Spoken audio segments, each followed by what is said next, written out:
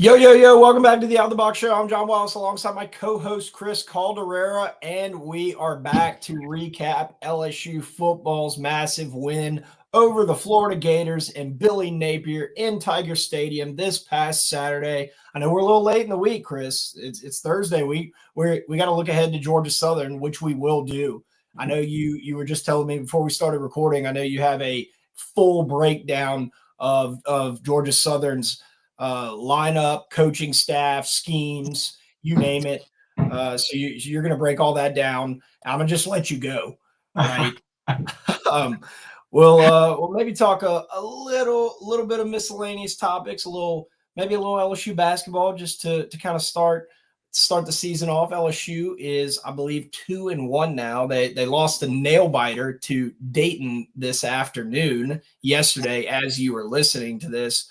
All that to say, we have a packed show for you guys. Cannot wait to get to it. But before we do all that, I want to give a huge shout out to the Boot Crew Media Network, bootcrewmedia.com, and on social media at Boot Crew Media. They are killing it right now. Saints content, LSU content. There's like 5 different pages of LSU content that Boot Crew is like a collaborator on. Sorry, had to get that one out. But bootcrewmedia.com is filled with, whether it's breaking news, highlights from the game this past weekend, look aheads to the next game coming up. You name it, Boot Crew Media is on top of it. Awesome Saints content. We talk about it all the time. They are covering the Saints and Mr. Derek Carr. Chris, I know you have some strong thoughts on the Saints and the coaching staff of the Saints. Maybe we'll do a little miscellaneous segment on this episode as well, just to let everything out, to air everything out. So bootcrewmedia.com and on social media at Boot Crew Media. Also, I want to give a huge shout out to Blaine Loop with Forte Realty. Blaine is the man. Blaine wants to be your realtor. He also wants to be your friend, your neighbor, and your agent. Call or text him at 504-858-0031 for all your housing needs. Just like Christmas the Christmas season is the best time of year, Blaine Loop is the best realtor of the year. And New Year coming up, he's going to be the best realtor of the year next year as well. Make sure to call or text him at 504-858-0031 for all your housing needs. Mr. Chris, how are you? LSU got the dub this past week. The only thing that would have made it better is if the Saints would have gotten the job done against a backup quarterback in Josh Dobbs that has only been on the team for now it's 2 weeks, but was only on the team for about a week and a half or so. It would have been a great cap to the weekend, but the center of this podcast is LSU and LSU sports, and LSU got the job done. What do you think of the Tigers and really Jayden Daniels' performance against the Florida Gators in Tiger Stadium this past Saturday? Yeah, well, I think that makes it 5 in a row now against the Florida Gators. So, this was the last game that we're going to be playing Florida every year, as the schedule's changing, the East and West are collapsing, and the SEC's going away from the current format with Oklahoma and Texas joining. But yeah, John, I mean, I think that it would really and truly, it was an impressive showing from the offense again. I feel like we say that every week, but this time, in watching the game, I really and truly felt like this was a game that LSU might have lost had Jayden Daniels not been playing. The kid was not even practicing the week before this game because he was in concussion protocol, and he comes out and just puts up over 600 yards of offense. So, anytime you get that kind of play out of your quarterback, it's fantastic. The defense, once again, I mean, they played decently enough. I'll give them some credit. They played decently enough in the first half, but I thought that the third quarter was a big spot where they just didn't look into it. So, take that for what it is. I still think that Matt House is not going to be the DC at the end of the season. I think that there's a lot of changes coming. But, yeah, that's really my take on the game. It was a good win.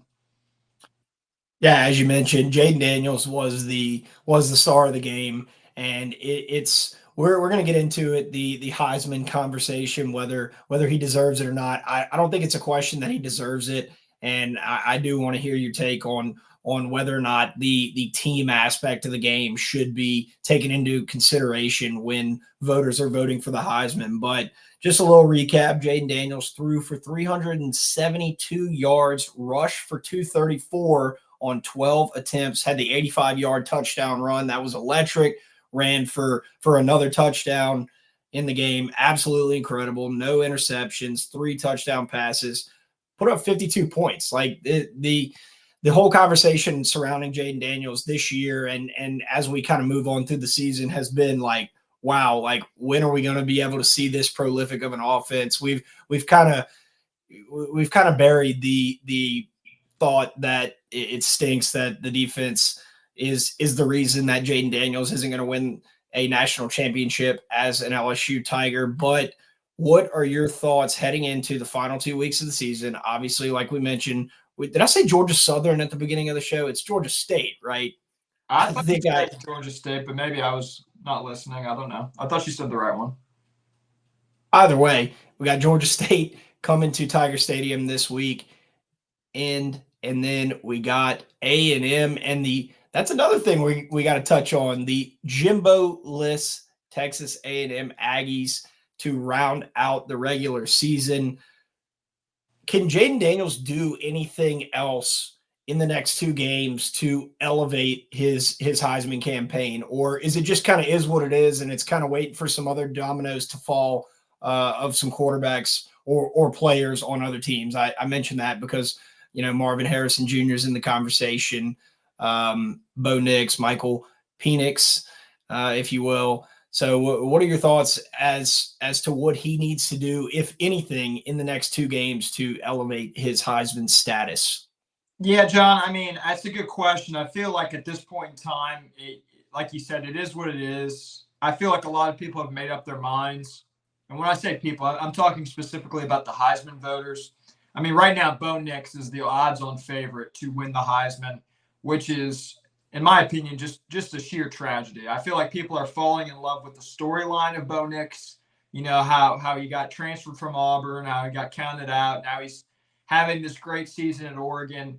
I think you can make the same argument about Jayden Daniels. I mean, his progression as a player from Arizona State to his second and last year now at LSU, I feel like that doesn't get spoken about in the same breath as Bo Nix.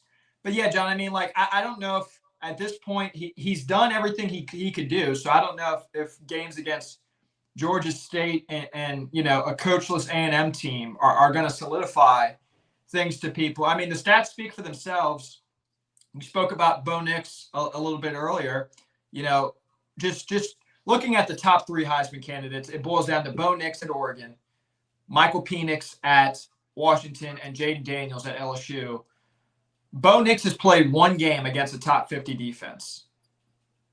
Penix and Jayden Daniels are 4 and 5, respectfully. So, and Jayden, if you look at his stats against top 50 defenses, it dwarfs the other 2. 1469 passing, 13 touchdowns to 4 interceptions, 486 yards rushing, multiple touchdowns. I mean, I think that the biggest thing keeping him out of it is the losses, like you mentioned, John. I don't think it should.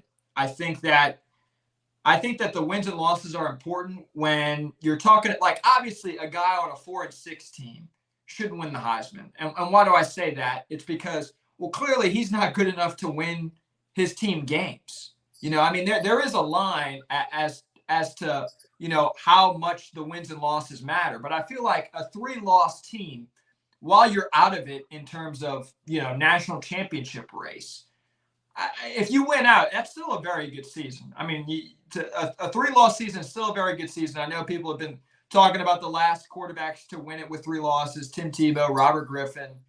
So I feel like it's still a respectable enough season to where he shouldn't be penalized, especially he's having statistically the greatest season among quarterbacks since 2012 outside of Joe Burrow. So he's second. I feel like that in and of itself should win the Heisman. And just a side note before you go, John, I don't even think Marvin Harrison Jr. should be in the conversation. Okay, no disrespect to the kid, but Brian Thomas has more touchdowns than Marvin Harrison, and Malik Neighbors has more yards. So I don't understand how Marvin Harrison's in the conversation when you can argue he's not even the best wide receiver. I don't understand that. I don't understand the push for him. But, yeah, what do you think? Well, I think that partly has to do, obviously, his father, right? Yeah. That's kind of a name thing, and I kind of get the conversation surrounding that. But I think you're right. I think Jayden Daniels needs to go out and do exactly what he's done the last few games. This weekend against Georgia State, he is going to play probably only the first half, maybe start the third quarter. I doubt it. They're going to look to get Nussmeier some work since it is coming to be his time as the quarterback in the face of this football program. And then against A&M, like we mentioned, I mean, Jimbo's out. I think we still would have beat them. I think we would have put up a lot of yards and scored a lot of points against A&M that last weekend. But yeah, I think you're right. I think it stinks. You mentioned the guys like RG3 and Tebow and I think Lamar Jackson as well. I think it's the three guys that are clear cut. You think of Heisman like they're all in the Heisman House commercial. Like you associate them winning the Heisman with their play on the field, and you're like, wow, those were damn good football players. And these same conversations are being had about Jayden Daniels. I don't understand why. I don't understand why this is a thing. I really don't. I mean, could it be? I mean, this is even a stretch for me, but could it be that they're looking at comparing him to Joe Burrow, which you can't really do to anybody, considering that was the greatest team in college football history and the career that he's already had in the NFL? Is that what this is? Like, I don't get it. I mean, that we sit here and talk every week about these prolific numbers that are being put up, and granted, like college football, like we mentioned also, is slightly down this year, but I don't understand how this. I don't understand how this is a conversation. I really don't. He is clearly clear cut. You watch the games, you watch the highlight. He is the best player in college football this year, and there's really not a close second. If you're going to tell me Bo Nix, who I like that stat that you threw out there, that he only has one win against a top 50 defense. I mean, come on, right? Defenses are teams, college football. We've talked about how there's no one dominant, just absolute skull crusher of a team this year. But that being said, one in the top 50? Are you kidding me? I mean, look, like the numbers don't make sense. The narrative doesn't make sense. None of it makes sense. And maybe that's our key to lock in. I think the odds I heard today were on Jayden winning the Heisman were around plus 500 or so. Does that sound right to you? Yeah. That's a key. Maybe that's our key to lock it in. I don't know. Yeah, I mean, to your point of like, are they comparing him to Joe Burrow? Well, compare Bo Nix to Joe Burrow. Compare. That's what I'm saying. Like, like no one's catching Joe Burrow, and really and truly, I do think it's and look, season's still young. Oregon's got to play a tough Oregon State team this week. That might shake things up. I feel like, unfortunately, the West Coast voters are going to just. Because some people have asked, well, are the West Coast voters going to split between Nix and Michael Penix? And I don't see that happening. I think whoever emerges out of the Pac-12 with one or no losses, I think that the voters are going to get behind them.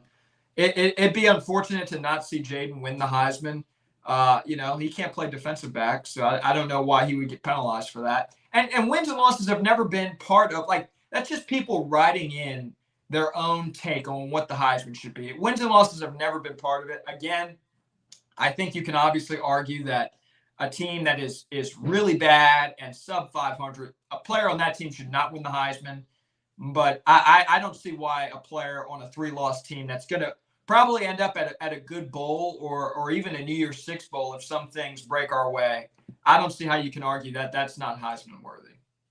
I agree 100%. It should go to the best player in college football on a given year. That there should be no questions asked about that. All right, Chris, speaking of Joe Burrow, he is playing right now on Thursday Night Football against Lamar Jackson. Wow, this is crazy that we're tying all this together. We are going to go ahead and wrap up the Florida talk so that I can go sweat out. I heard today that primetime unders were hitting in the last 11 games 100% of the time. So what did I do? What did I take the key to do? Take the over. That was a straight up given for me. I don't take unders. You know that. And the Out the Box Faithful knows that. But all that to say, we got to move on. We're going to clean up the Florida talk with Workbox. I was tailgating with Martine last Saturday. He was always working. He treats his tailgate setup the same way that he treats his work. Clean, organized, professional. Get in, get out, set up. If you need a porta potty, luxury restroom rental, portable office building, roll-off dumpster, you name it, call Martine at Workbox. That's 225-343-4886. Call Martine at Workbox. Great sponsor of the Out of the Box podcast. I did see a lot of porta potties on campus last Saturday that were not Workbox, and they were not up to par. Workbox porta potties are the best in the state. Luffy and I, and you as well, Chris, can probably attest to this. Call Martine at Workbox, 225-343-4886. All right, before we get on to, I don't even think we need to do, like you mentioned, we don't need to do a Georgia State segment. We're going to come in. This is going to be similar to that of the Army game, I believe. I think maybe Georgia State will put up a few points more than Army did, who put up a goose egg. I think this LSU offense is going to roll. I think this is a time to pad stats. I think Brian Thomas, Neighbors, Jayden Daniels are going to try to pad their stats. And I think all these players know that Jayden is still gunning for the Heisman. So I think everybody's going to be motivated. It is in Tiger Stadium Saturday night in Death Valley, last one of the year, because the A&M game is slated to be at 11 a.m., which sucks. Travesty. But Chris, before we get to before I hear your thoughts on Georgia State, thoughts on the Jimbo firing? Yeah, I felt, John, I feel like it was something that we all kind of assumed was coming eventually after last year's collapse of a season with such high hopes. And now this year, obviously still kicking it around. A move had to be made. Really, the only barrier to the move being made was the big buyout that our good friend, well, I guess it wasn't Scott Woodward. Scott Woodward hired him, and then the A&M board extended his contract a little bit after that. I think after 2020, they extended it, which was surprisingly Jimbo's only good season and the season that doesn't count for anything. But yeah, John, I feel like it's just one of those things where you can't continue to have the talent come in and out at A&M. And look, A&M, they don't have the trophy case of an elite program, but they can be an elite program because it comes down to money, and A&M has the most of it. Okay, there's not I guess once Texas joins the SEC, Texas may have more money than A&M, but as of right now, as the SEC sits right now, I don't think there's a athletic program with more money pumped in and out of that program. You can't show what Jimbo's been showing the last 2 years, and really his entire time at A&M, barring the 2020 season where he only lost once. You can't do that with all the talent, with all the money, with all the resources, and expect to keep your job. So I'm not shocked by it. And we'll, we wait and see who A&M hires. I would love to see A&M screw this hire up, but I don't think they will. So what are your thoughts?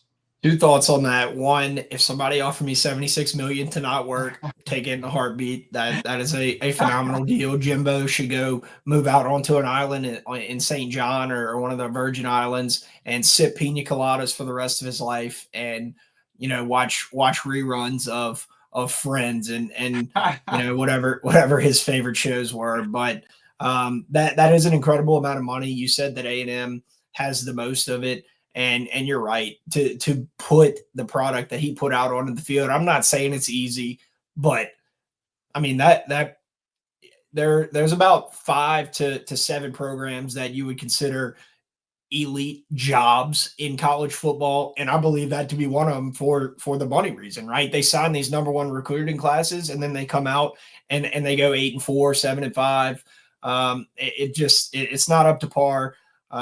He is only 59, I believe. I believe he's only 59. I looked up the other day, which is somebody we were just talking, like, what does he have a next move? Does he go be the OC after he's been a head coach OC at, like, I don't know, let's just say Kansas, because to maybe he can rekindle, or his old buddy Les Miles can get him a job over at Kansas to be an offensive analyst or something. But it is kind of interesting to think about, how young he is and what his next move may be. Does he just fade off into the sunset. I mean, he's been a head coach for the last, 10, 15 years, I believe. So that is crazy. And my second thought on that would be, how nuts would that be if Scott Woodward was that good to know that Jimbo was going to screw up at A&M, and he knew he was going to come to LSU. He was planted at A&M by like some secret society.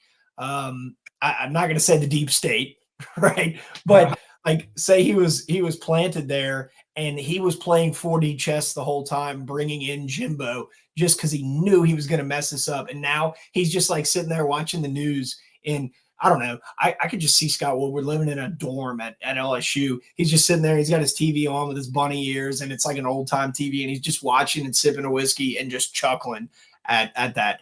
I'm just kidding. That's just a kind of a fantasy land approach to this whole thing. But it is kind of funny that the guy that brought him there has now come to LSU and hired coaches that have won national championships in their first 2 years. Granted, Brian Kelly's not going to do that. I do think Brian Kelly will get a natty under his belt at LSU during his time here.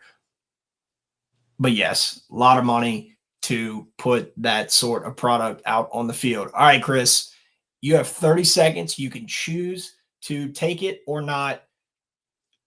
Thoughts on Georgia State this coming weekend? Yeah, I'll take it, I guess. Really and truly, John, I think this comes down to one thing. I think it comes down to, how do you want to manage this game from an offensive standpoint to keep Jayden Daniels relevant in the Heisman race? Does he play the entire game? Does he play one half? How do you balance that with Garrett Nussmeier, like you mentioned earlier? How's that going to work with a guy who's taking the reins of the program in a very short time? We're talking, if you don't count the next game, within the next 3 games, Garrett Nussmeier will be your starting quarterback. How do you balance those two things? I think it's going to be interesting to see how it plays out. I'm not going to pretend to know what Brian Kelly's going to do. I don't think there's a wrong answer. I think there's arguments on both sides for pulling him at halftime. I think there's an argument for keeping him beyond halftime. So we'll see how it plays out, but that's going to be the thing to watch this weekend.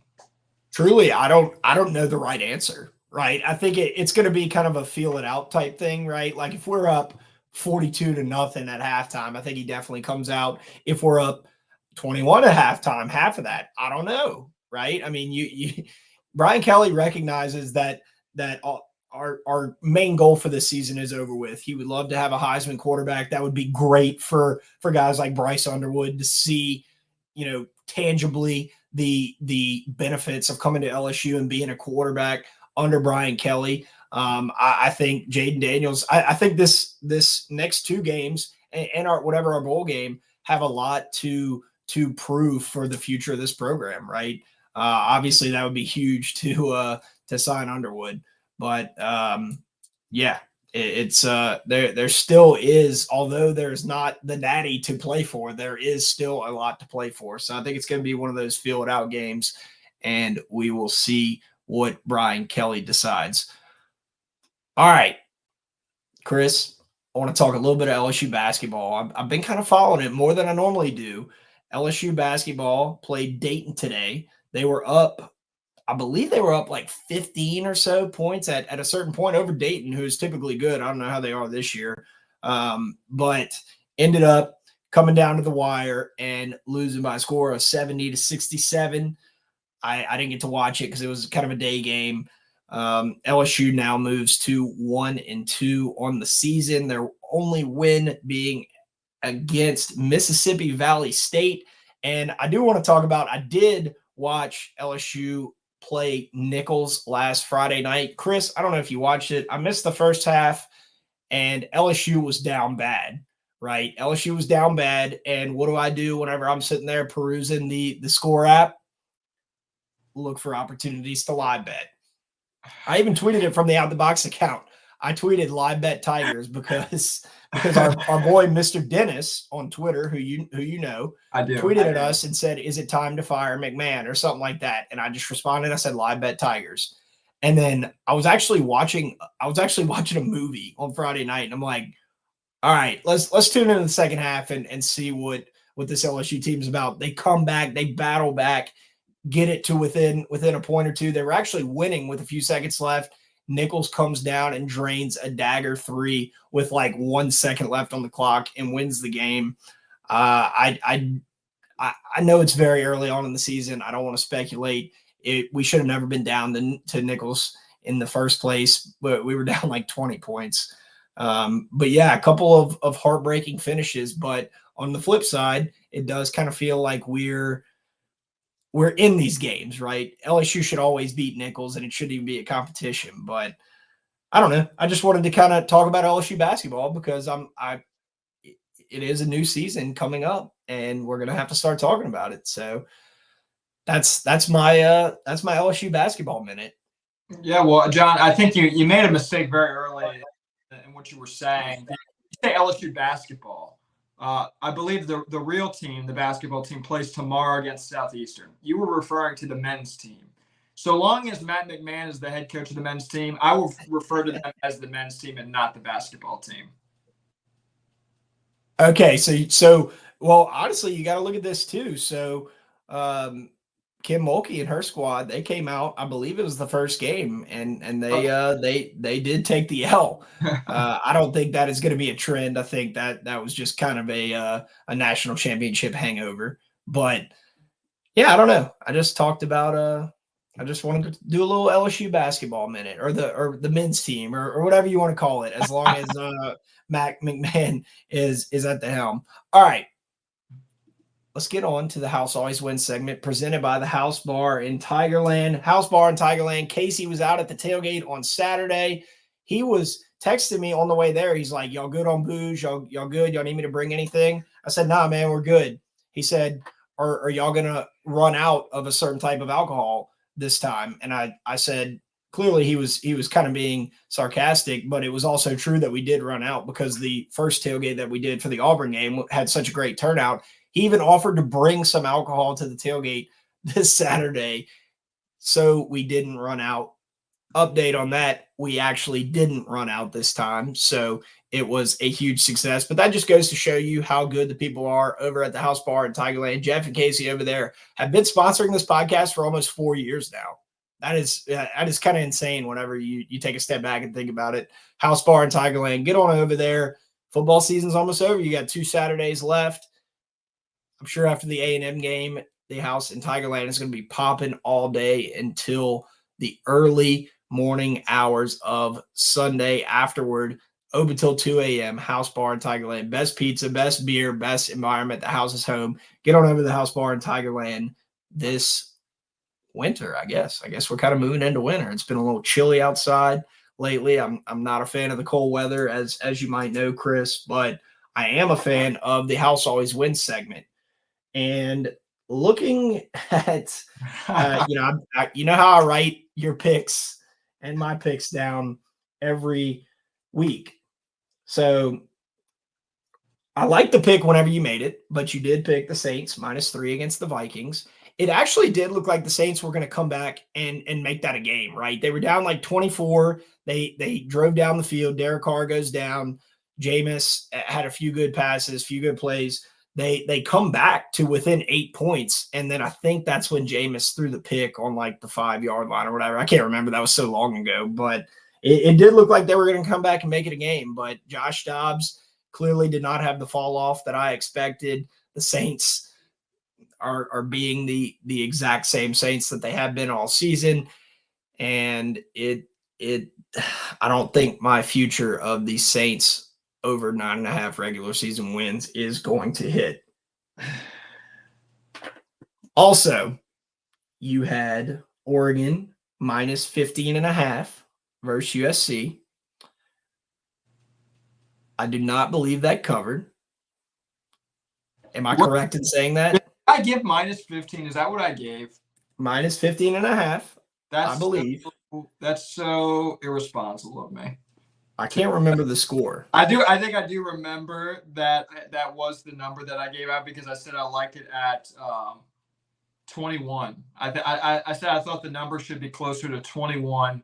So Oregon won by 9 by a score of 36-27. Yeah, so, Chris, you guaranteed this wouldn't have been that big of a deal. You know, we all go over 2 every now and then, and gambling is gambling, but you made a guarantee that you were going to go 2-0. That's the problem. You can't make a guarantee if it's not guaranteed. Oh man, I agree with you. I mean, look, my conduct since joining the show in Luffy's absence has been, in a word, unacceptable when it comes to the locks. I shudder to even mention my record for the season on this show. Well, you know what they made the minor setback for? The major The comeback. major comeback. Um, do you have your picks ready to go, or do you Oh, need I me to have them. recap? I have them. Okay. All right. So we're gonna start with the NFL. I like, and look, this is kind of maybe this is a page out of Rory's playbook, because I think there's something that could be fishy with this line, but I'm taking it anyway. I'm being crazy. I like Pittsburgh plus 1.5 against the Browns, and I Oof. like, Actually, that's not that bad. well, but here's the thing: why is Pittsburgh not favored? The Browns are dealing with now these quarterback issues. Watson's out for the year. Pittsburgh has been finding a way to win. It hasn't looked pretty, but Pittsburgh has been finding ways to win football games. And I think Pittsburgh can absolutely win this one. So I like them to cover. I like Pittsburgh to win, but I'm taking the spread at plus 1.5 here. Okay, they're plus 1.5. I thought I was writing to make sure that I have this etched down and out the box history. I thought you said minus 1.5. So plus 1.5, Pitt over the Browns. All right. Do you have your college pick? I do. So I'm looking now. This, again, kind of out there. I like Iowa -3 against Illinois. It's always a tricky thing betting on Iowa football. Usually the unders are where you got to live with Iowa. I know that's a mortal sin for you, John, the under. But I do like Iowa to win this game by 3 against a really bad Illinois team. So I'm taking Iowa -3. I'm taking Pittsburgh plus 1.5. All righty. I last week went 1-1. I believe I had the 49ers and the Jags over 45.5. That did not hit, I do not believe. And I did take, which I'm very proud of, the Chanticleers money line. They got the job done. I'm telling you, man, going back to the Chanticleers every time, I'm not disappointed. I'm not disappointed. I love saying the name. I will never not love saying the word Chanticleer. Chanticleer, Chanticleer, Chanticleer. You can't say it more than 5 times. You can't say it more than 3 times fast. You definitely can't say it 5 times fast. Wait, I actually was wrong about that. I want to go back. I'm looking at the stats. LSU basketball did not play Mississippi Valley State in their first game. That was the women's score, I believe. Or did they both play Mississippi Valley State? I thought the men played Mississippi Valley State. Did they? Dude, I can't tell. I got so many scores going on my phone. You know how you highlight some games? Yeah, that was the men's team. Okay, well, the women's team, it looks like, played them too. They might have. I don't know. I don't know the women's schedule as well outside the. Okay, LSU. Okay, yeah, I wasn't wrong.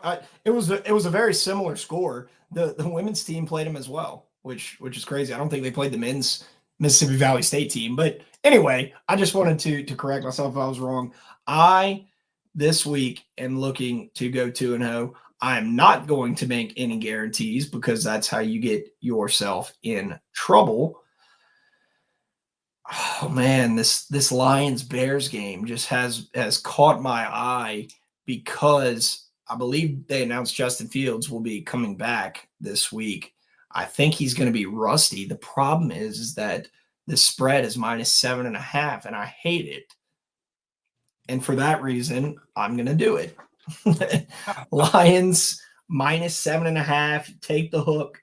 Do it. I don't care what you got to do. If you're scared, which I don't blame you for being scared, buy it down to at least the 7. 6.5 is ideal.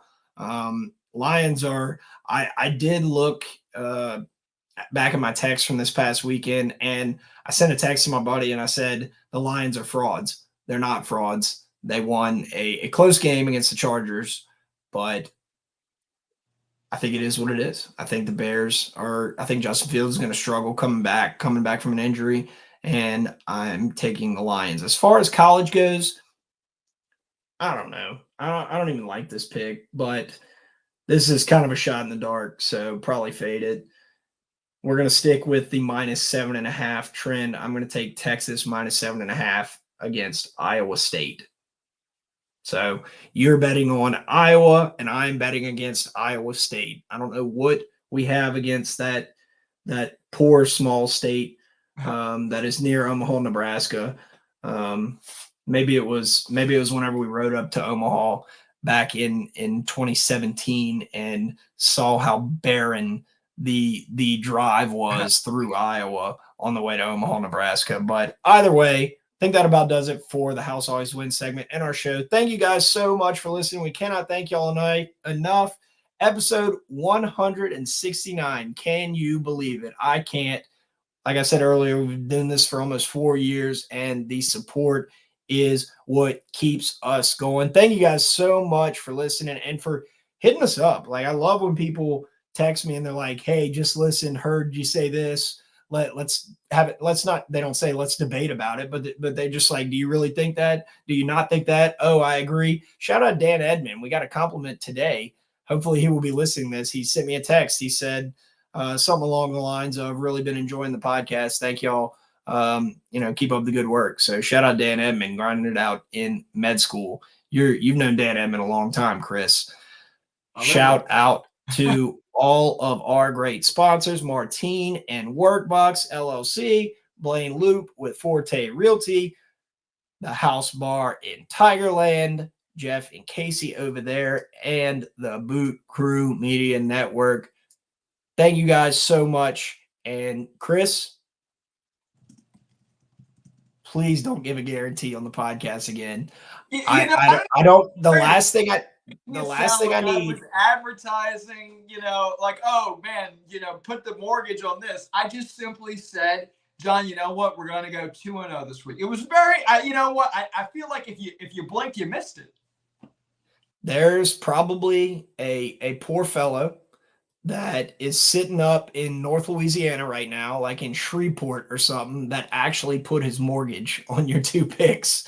So, and now he had to like pawn his phone so that he could afford to eat tonight. So I'm going to just leave you with that, Chris. Lesson learned.